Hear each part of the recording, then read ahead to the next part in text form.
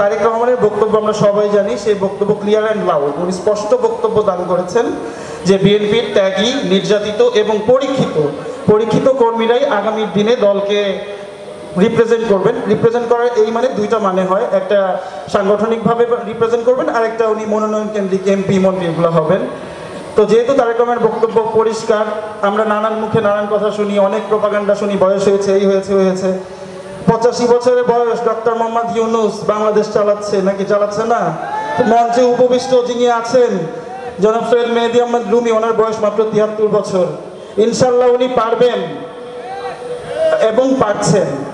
আর আরেকটা বিষয় যেটা, সেটা হচ্ছে কি আমরা সবাই ফুটবল খেলা দেখি, তো মেসিকে আপনি খেলাতে থাকবেন, মেসিরও তো একটা নিজের একটা, ও তো টায়ার্ড হয়। তো ওই রাজনীতি থেকে মনে করেন ওই দৌলতপুরের ফিলিপনগর থেকে খোকসা আমাদের শেষ সীমানা হচ্ছে শিমুলিয়া। দীর্ঘ 17 বছর বিএনপি এখন আন্দোলন সংগ্রাম করে ক্ষমতার সবচেয়ে কাছাকাছি থাকা যেই দলটা, রাষ্ট্র পরিচালনা করার সবচেয়ে কাছাকাছি থাকা যেই দলটা, সেই দলটা হচ্ছে বাংলাদেশ জাতীয়তাবাদী দল বিএনপি। এই দীর্ঘ 17 বছর আন্দোলন সংগ্রামও কিন্তু এই যে উপবিষ্ট মঞ্চে, উনি কিন্তু আমাদের মেসি, কুষ্টিয়া জেলার মেসি কিন্তু সৈয়দ মেহেদী আহমেদ রুমি। তো ওনাকে ওনার এলাকা নিয়ে কাজ করার জন্য জনাব তারেক রহমান সাহেব সুযোগ দিয়েছেন যে আপনি সব বাদ দিয়ে আপনি আপনার খোকসা কুমারখালীর মানুষ নিয়ে চিন্তা করেন, এর বাইরে আপাতত আপনি অন্য কিছু চিন্তা করেন না। সিম্পল বিষয়টা এইটাই। সবশেষে আমি ছোট্ট একটু কথা বলি, সেটা হচ্ছে গিয়ে মেহেদী সাহেব কি বলেন আমরা তার কথাটা একটু শুনবো। তার বক্তব্যের সারমর্ম হচ্ছে আমরা হচ্ছে বিনিময়ের প্রত্যাশা ব্যতীতই আপনাদের জন্য আছি।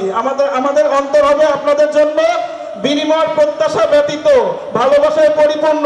এরপরও যদি আপনারা প্রত্যাখ্যান করেন, হাসবুনাল্লাহু নি'মাল ওয়াকিল, আমার জন্য আমার আল্লাহই যথেষ্ট। ইনশাআল্লাহ মহান আল্লাহ যদি সাথে থাকেন, দেশনেত্রী বেগম খালেদা জিয়া ও আগামী রাষ্ট্রনায়ক জনাব তারেক রহমানের বিশ্বস্ত হাতিয়ার ইনশাআল্লাহ আমরা খোকসা কুমারখালীবাসী তার জন্য ছিনিয়ে আনবো। আমি আমার বক্তব্য শেষ করছি। অনেকে আছেন, ধন্যবাদ ঝিনাইদহবাসী, এত সুন্দর জনস্রোত।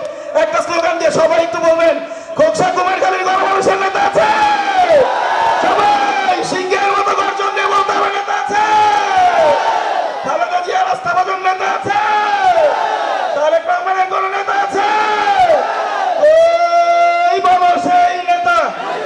আন্দোলনে, রাজপথে, সংগ্রামে, সংকটে সবাই বলি একই সুরে, একই তালে, খালেদা জিয়া, তারেক রহমানের শিওর শিওর।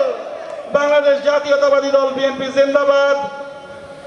শহীদ জিয়া অমর হোক, দেশনেত্রী বেগম খালেদা জিয়া জিন্দাবাদ।